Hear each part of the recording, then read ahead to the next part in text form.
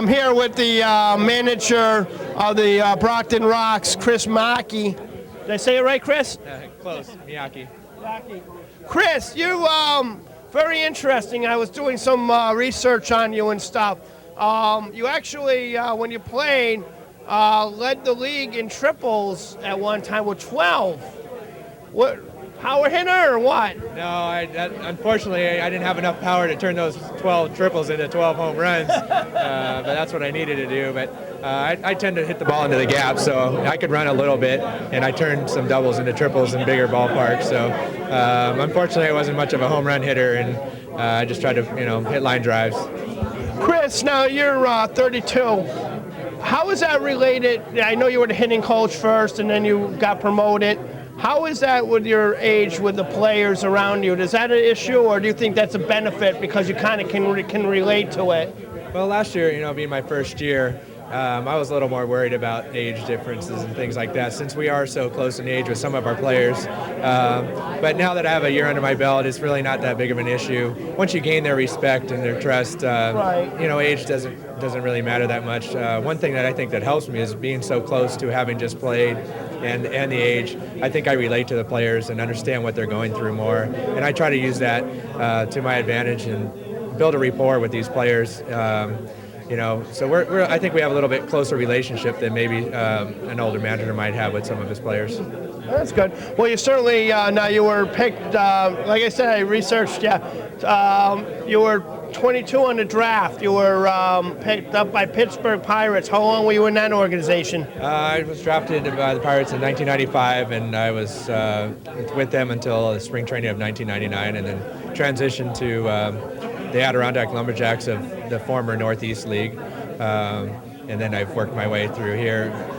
Being in the league, I played 3 years of independent baseball, and then I coached for 4 years, and then transitioned into managing last year. And how has that been for you, the transition, the learning process, or? Every time you move from player to coach and then coach to manager, it's definitely it takes a year or so transitioning, because everything's so different.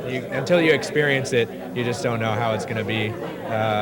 From player to coach is difficult because you still want to be out there playing, right? And you have to learn how to somehow transfer your energies into your players, and you have to live and die through them. It's difficult. And then now from coaching, where I'm more on the level of the players. When you're a coach, you're you can be a little bit more friendly with them. But when you become manager, you have to oversee everything. So a lot more responsibility. It's tough when you have to release players, trade players, things like that, or take them out. Now, do you get say with Andy in matters like that? Do you have some say in trades and transitions and stuff with Andy?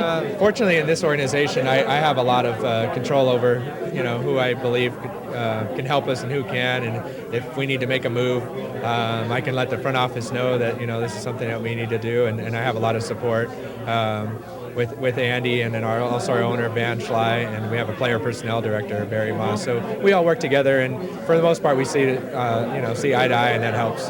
That's good. Now, also, you played a little time up where I was originally from, upstate New York. How was it up there? I liked upstate New York. I was close to, I played in Adirondack, which is Glens Falls, and got to play near Lake George and Saratoga. Beautiful areas. I really enjoyed my time there, all up and down the upstate New York. I love to fish and the outdoors, so there's a lot of opportunities to do that up there too. And so I really liked my time up there. And you were also another place, which was New Jersey, which I grew up in West Orange. I understand you were saying Montclair. You were in there for a while. Right. New Jersey Jackals is they're based. Their home field is on the campus of Montclair State. So that's where I played. So that was much. I'm from the West Coast, so it was a lot different in New Jersey. I'm going to ask you, how are you? It's freezing today. How are you dealing with that? Well, I guess that's why they call this the hot stove. You're going to need one, because I came from about 60, 70 degree weather to I think it was 2 degrees last night. Oh, geez. So it's pretty cold. I don't really have the coats and the jackets and scarves to wear, but I'll make it through a couple days. That's good to hear. Chris, so you've had quite a few transactions going on lately. You want to talk about some of them? Yeah, unfortunately there's a lot of turnover.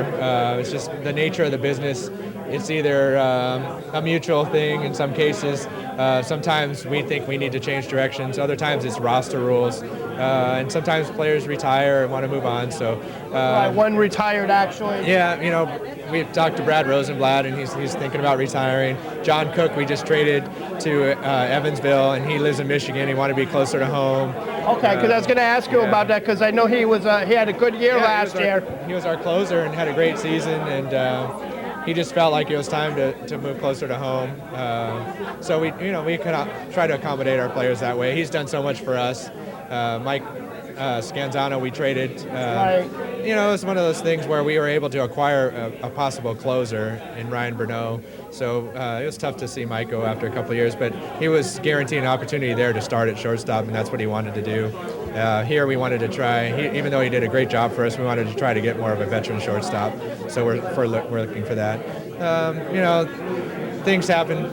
Sometimes we're forced into. We have only 4 veteran players, and sometimes we have to make moves that we don't want to do, or the fans don't want us to do, but this is part of the business. So nobody older, like another oil can on the horizon? No oil cans this year. So the fans love it, but bottom line is we want to win, and we came very close last year, and so we're trying to put together the best team we can.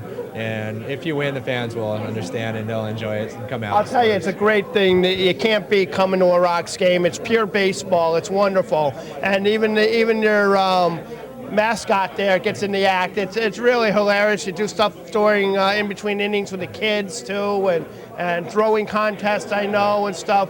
But what about this year coming up? What do you expect on some of the changes? What do you think is your weaknesses and your strengths, and what do you need to address? Well, right now we do need to address third base and shortstop. Last year, since we traded Mike Scanzano and Mike Torres, we have a whole left side open. But our strengths are that we're bringing back the core of our veteran players.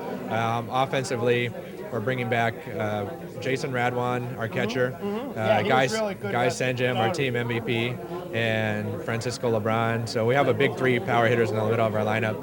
We were also able to trade for Matt Maloney, who was the Rookie of the Year in the Golden League last year. So we're hoping he can provide some power in the outfield.